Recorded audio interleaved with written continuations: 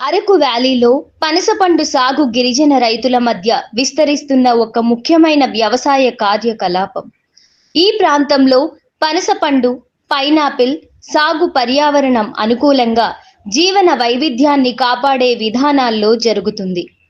అరకు, చింతపల్లి, పాడేరు, కేడీపేట, నర్సీపట్నం వంటి ప్రాంతాల్లో గిరిజన రైతులు పనసపండు సాగు చేస్తున్నారు.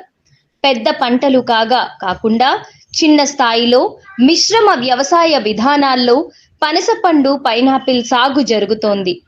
పండ్లు పచ్చగా మారినప్పుడు సాధారణంగా 6 నెలల తర్వాత పండ్లు సేకరించవచ్చు.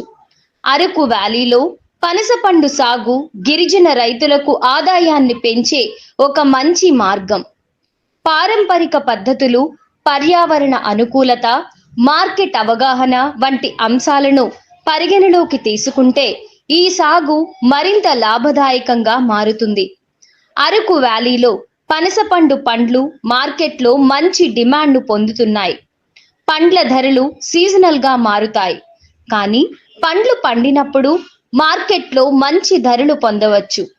పండ్ల మార్కెట్ డిమాండ్ను అంచనా వేసి పంట సేకరణ సమయాన్ని నిర్ణయించడం మంచిది.